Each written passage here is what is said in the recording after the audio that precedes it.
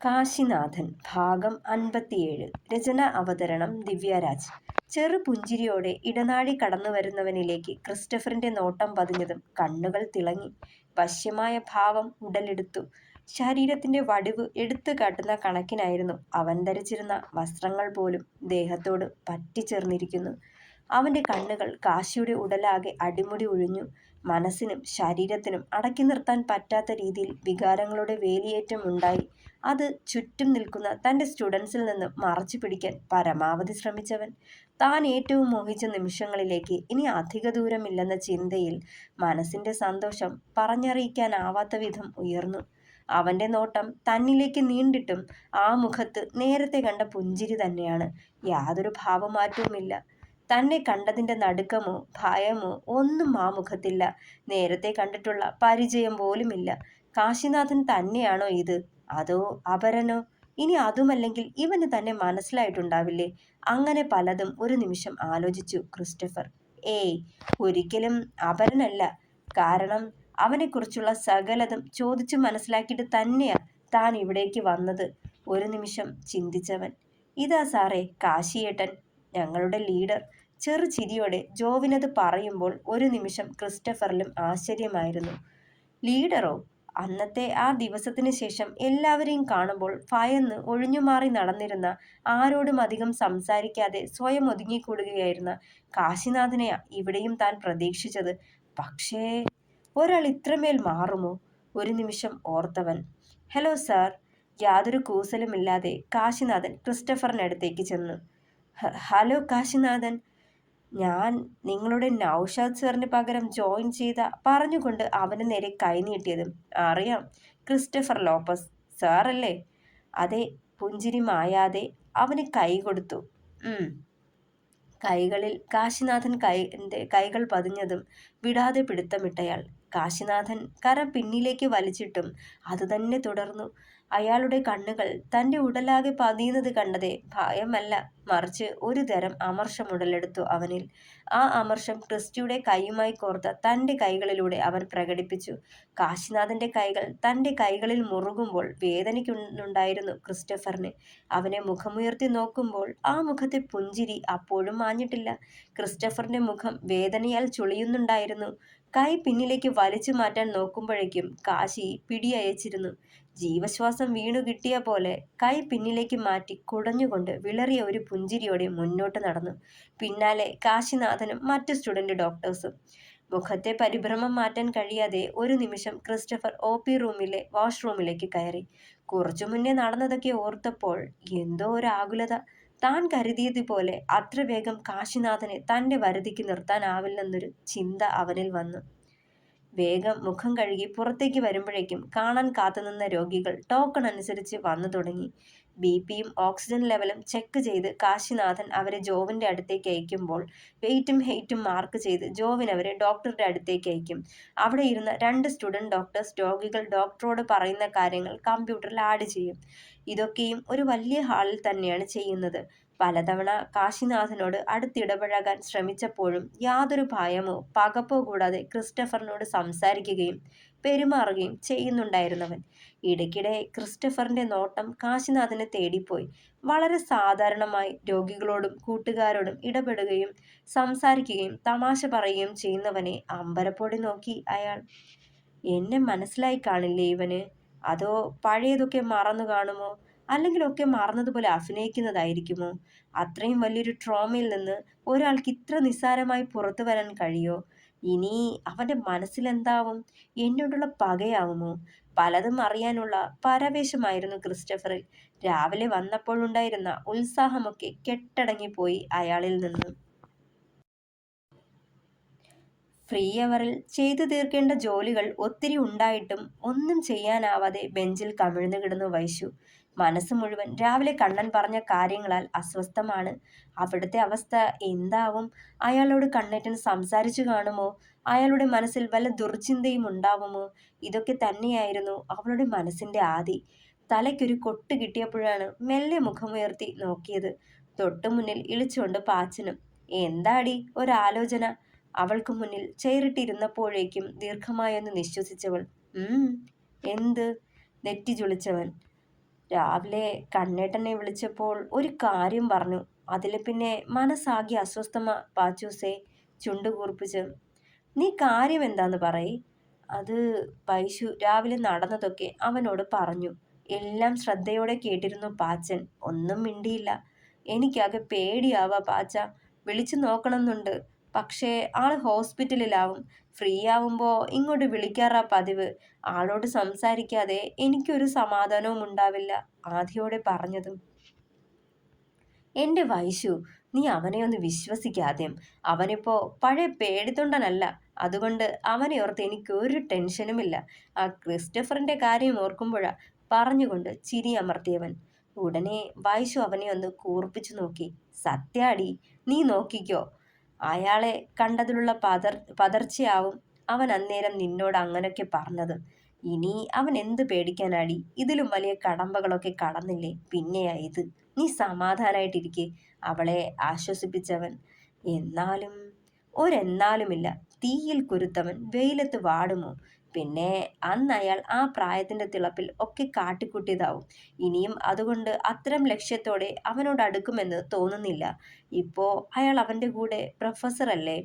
അത്രയ്ക്ക് തരം താഴ്ന്നൊരു പ്രവൃത്തി അയാളിൽ നിന്നും ഉണ്ടാവില്ല എന്നാ എനിക്ക് തോന്നുന്നത്. പാച്ചൻ നിസ്സാരമട്ടിൽ പറഞ്ഞതും. അങ്ങനെയാ ഞാന് സമാധാനിക്കണേ. വൈശു നിശ്വസിച്ചു. അന്നത്തെ ദിവസം OP കഴിഞ്ഞ് പിരിഞ്ഞെങ്കിലും ഗ്രൗണ്ടിലും ക്യാൻറ്റീനിലും ലൈബ്രറിയിലും അങ്ങനെ പലയിടത്തും വെച്ച് ക്രിസ്റ്റഫർ കാശിയെ കാണാനിടയായി. പക്ഷേ യാതൊരു ഭാവഭേദവുമില്ലാതെ സ്വാഭാവികമായി മറ്റു കുട്ടികളെപ്പോലെ തന്നോട് ഇടപെടുന്നവന് അധികം അവനും സംശയമുളവാക്കി. കാശിയുടെ മനസ്സിൽ എന്താന്ന് ഊഹിക്കാനാവാതെ കൊഴിയുമ്പോഴും രാവിലെ അവൻ കൈപിടിച്ച് ഞെരിച്ചത് ഓർത്തതേ ആവലാതിയും ഉടലെടുത്ത അയാളിൽ. ക്ലാസ് കഴിഞ്ഞ് തിരികെ ഫ്ലാറ്റിലേക്ക് ഇറങ്ങാൻ നേരം കാർ പാർക്കിംഗ് ഏരിയയിലേക്ക് നടക്കുകയായിരുന്നു കാശിനാഥൻ. കാശിനാഥൻ? പിന്നിൽ നിന്ന് ക്രിസ്റ്റഫറിന്റെ ആ വിളി കേട്ടതും വേഗം തിരിഞ്ഞു നോക്കിയവൻ. ഗൂഢമായ ചിരിയോടെ അവൻ അരികിലേക്ക് വന്നു അയാൾ. ആ സർ. എന്താ സർ? ചെറുചിരിയോടെ അവിടെ തന്നെ നിന്നു. താൻ എന്നെ ഓർക്കുന്നില്ലേ? ഉള്ളിൽ തോന്നിയ സംശയം തന്നെ മടികൂടാതെ ചോദിച്ചു. ഓർക്കണുണ്ട്. എൻ്റെ സീനിയർ ആയിരുന്നു സർ. പഴയതൊക്കെ അത്ര വേഗം മറക്കാൻ എനിക്കാവില്ലല്ലോ. അത്രയ്ക്ക് നിസ്സാരമായതല്ല എൻ്റെ ലൈഫിൽ നടന്നതൊക്കെ. യാതൊരു മടിയും കൂടാതെ പുഞ്ചിരിയോടെ അവനത് പറയുമ്പോൾ കണ്ണുകൾ മിഴിഞ്ഞു അയാളുടെ.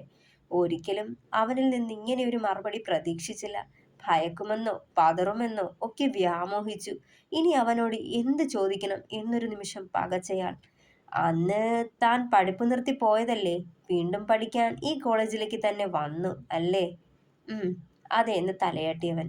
ഇവിടെ മൊത്തത്തിൽ മാറിപ്പോയി, മാനേജ്മെന്റ് അടക്കം അല്ലേ? ഗൂഢമായ ചിരിയോടെ തിരക്കിയതും. യാതൊരു ഭാവമാറ്റവും ഇല്ലാതെ അതേ നിൽപ്പ് തുടർന്നു കാശി.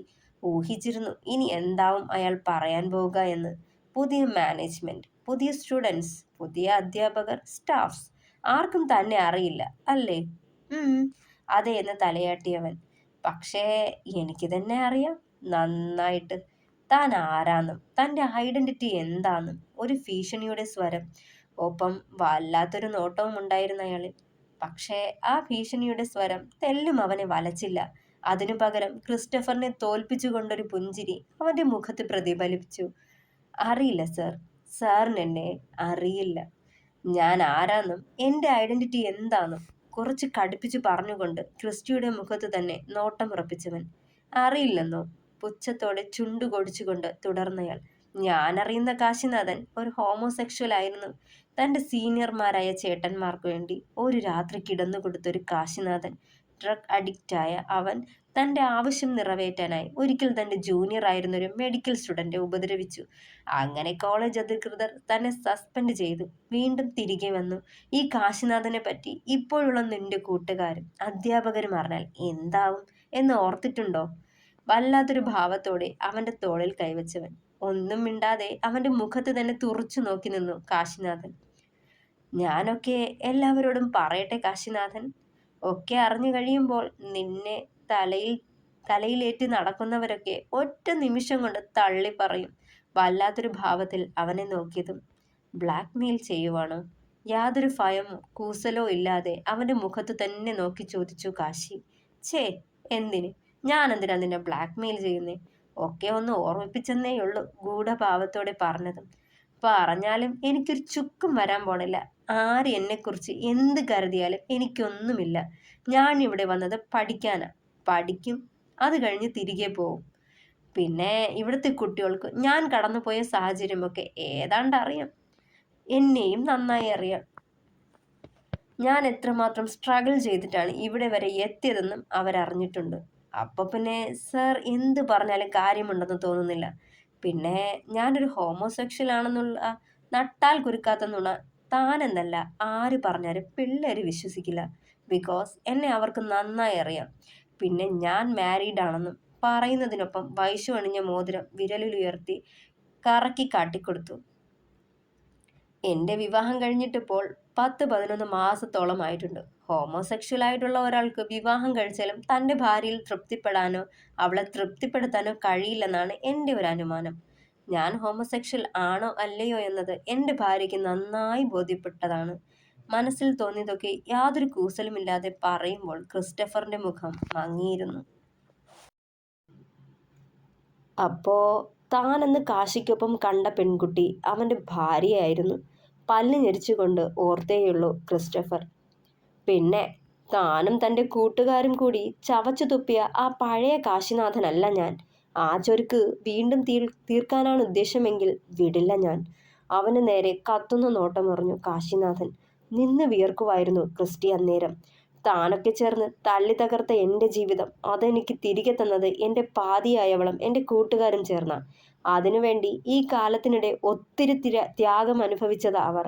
അന്നത്തെ ആ രാത്രിയിൽ നീയൊക്കെ സമ്മാനിച്ച മുറിവുകൾ എൻ്റെ ശരീരത്തെ മാത്രമല്ല മനസ്സിനെയും തകർത്തു കളഞ്ഞതാ. എനിക്കൊരു ലൈഫ് ഉണ്ടാവുമോ എന്ന് പോലും ഭയന്നിരുന്നു. അവളോട് എനിക്ക് നീതി പുലർത്താനാവുമോ എന്നുകൂടി സംശയിച്ചു. പക്ഷേ അവളെൻ്റെ കൂടെ നിന്നു, എന്നെ മാറ്റിയെടുത്തു, കൈ പിടിച്ച് കൂടെ നിന്ന് ഇവിടെ വരെ എത്തിച്ചു. എനിക്ക് ജീവിക്കണം, എൻ്റെ ലക്ഷ്യത്തിലെത്തണം, തടസ്സമാവരുത്. ഒരു താക്കീത് പോലെ തന്നെയായിരുന്നു അവൻ്റെ ധ്വനി. നീയൊക്കെ എന്നോട് ചെയ്തത് മറന്നിട്ടല്ല, അതിലും വലുതാ എനിക്കെൻ്റെ ജീവിതവും ലക്ഷ്യവും. അതുകൊണ്ട് മാത്രം പ്രതികാരമെന്നും പറഞ്ഞ് ഇന്നേ വരെ പിന്നാലെ വരാത്തത്. പക്ഷേ ഇനിയും എന്നെ വിടാതെ പിന്തുടരാനാണ് ഭാവമെങ്കിൽ ക്ഷമിക്കില്ല ഞാൻ. ഇത്ര നാളും ഞാൻ അനുഭവിച്ചിരുന്ന ഫ്രസ്ട്രേഷൻ മുഴുവൻ തീർത്തു കളയും. അത് പറയുമ്പോൾ കാശിനാഥന്റെ മുഖം കോപാഗ്നിയാൽ ചുവന്നു വിറയ്ക്കുന്നുണ്ടായിരുന്നു. ഒരു നിമിഷം ക്രിസ്റ്റഫർ പോലും ഭയന്ന് നിന്നുപോയി. ഒരിക്കലും അവനിൽ നിന്ന് ഇങ്ങനൊരു പ്രതികരണം പ്രതീക്ഷിച്ചിരുന്നില്ല. പഴയ കാര്യങ്ങൾ മറ്റുള്ളവരോട് പറയുമെന്ന് ഭീഷണിപ്പെടുത്തിയാൽ തളർന്നു പോകുമെന്ന് കരുതി. അരുതെന്ന് പറഞ്ഞ് കെഞ്ചി കാലിൽ വീണു വരുമ്പോൾ തൻ്റെ ആവശ്യം പറഞ്ഞ് അത് സാധിപ്പിച്ചെടുക്കാമെന്ന് കരുതി. പറഞ്ഞതൊക്കെ മനസ്സിൽ വെച്ചോളൂ. ഇനി മേലിൽ പണ്ട് നടന്നതിൻ്റെ പേരും പറഞ്ഞ് എൻ്റെ അടുത്തേക്ക് ഇങ്ങനെ വന്നാൽ ഇങ്ങനെ ആവില്ല എൻ്റെ പ്രതികരണം. പണ്ടെൻ്റെ മുത്തശ്ശി പറയുമായിരുന്നു, ആദ്യം ചൊല്ലിക്കൊടന്ന്, അതിലും നേരെയായില്ലെങ്കിൽ പിന്നെ തല്ലിക്കൊടന്ന, അതിലും നേരെയായില്ലെങ്കിൽ തള്ളിക്കളയെന്ന്. നീ അർഹിക്കുന്നതിനപ്പുറത്തെ മാന്യതയില്ല ഞാൻ ഇത്ര നേരവും സംസാരിച്ചത്.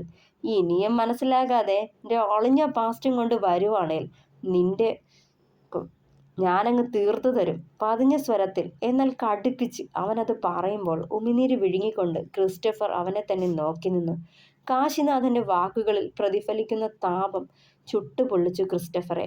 കാശിയേട്ടാ, എന്നതാ ഇവിടെ? ജോവിയുടെ ശബ്ദം കേട്ടതേ തിരിഞ്ഞു നോക്കി രണ്ടാളും. ബൈക്കിന്റെ ചാവിയും കറക്കി ജോവിയും ആ വഴി എത്തിയിരുന്നു.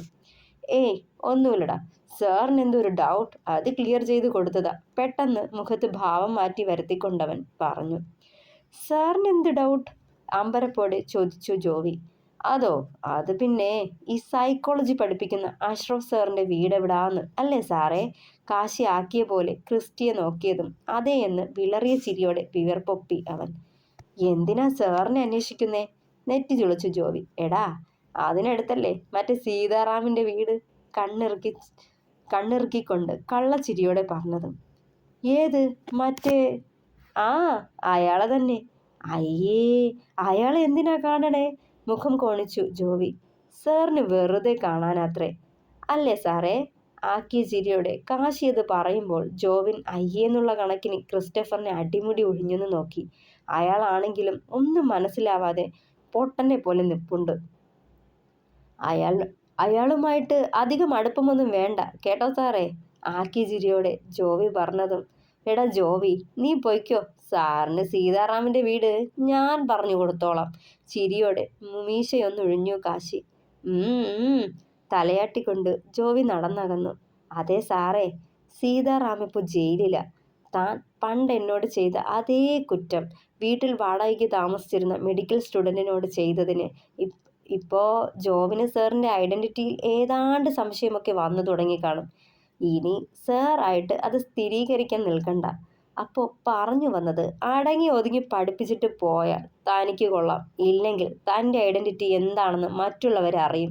ഭീഷണിയോടെ തന്നെ കടുപ്പിച്ചു പറഞ്ഞവൻ. ഒന്നും പറയാനാവാതെ വായ അടഞ്ഞതുപോലെ നിൽപ്പുണ്ടായിരുന്നു ക്രിസ്റ്റഫർ. അപ്പോൾ ശരി സാറേ, ഞാനെന്നാ പൊയ്ക്കോട്ടെ. ഫ്ലാറ്റിൽ ചെന്നിട്ടാ വൈഫിനെ വിളിക്കേണ്ടത്. എൻ്റെ ശരീരത്തിൽ അവൾക്ക് മാത്രമേ അവകാശമുള്ളൂ എന്നാ പെണ്ണിൻ്റെ പറച്ചിൽ. നേരത്തെ താൻ നോക്കിയതെങ്ങനെ അവൾ കണ്ടിരുന്നേൽ പെണ്ണ് തൻ്റെ കണ്ണ് പൊട്ടിച്ചേനെ. അത്രയും പറഞ്ഞുകൊണ്ട് കാശി മുന്നോട്ട് നടന്നിരുന്നു. അപമാനിതനായതിൻ്റെ അമർഷം ഉച്ചം തല മുതൽ ഉള്ളം കാൽ വരെ കാശിയോടുള്ള പകയിൽ അമർന്നു. കൈകളും പല്ലുകളും മുറുക്കി ഞെരിച്ചു ക്രിസ്റ്റഫർ. അവന് തൻ്റെ വരുതിയിലാക്കാൻ അവനുമേൽ ചാർത്തിക്കൊടുത്ത ഐഡൻറ്റിറ്റിയെ ഞാൻ കരുവാക്കിയപ്പോൾ അതേ നാണയത്തിൽ അവൻ തിരിച്ചടിച്ചു. അവൻ പറഞ്ഞതുപോലെ ആ ചെക്കനിനി എന്നെപ്പറ്റി അങ്ങനെ ചിന്തിച്ചു കാണുമോ? നിറുകൊന്ന് തടവിയവൻ. രണ്ടും കൽപ്പിച്ച കാശിനാഥൻ പക്ഷേ അങ്ങനങ്ങ് വിട്ടുകൊടുക്കില്ല. വരട്ടെ, സമയം വരും, എൻ്റെ മുന്നിൽ കൊണ്ടുവരും ഞാൻ അവനെ. അതുവരെ അവൻ പറഞ്ഞതുപോലെ അടങ്ങി ഒതുങ്ങി മാറി നിൽക്കാം ഞാൻ. മനസ്സിലെന്തോ കണക്ക് കൂട്ടിയവൻ. തുടരും. അപ്പോൾ അഭിപ്രായങ്ങൾ പറയണേ. കഥ ഇഷ്ടമായാൽ ലൈക്ക് ചെയ്യുക, സപ്പോർട്ട് ചെയ്യുക, ഹൈപ്പ് ചെയ്യുക, സബ്സ്ക്രൈബ് ചെയ്യുക. Thank you.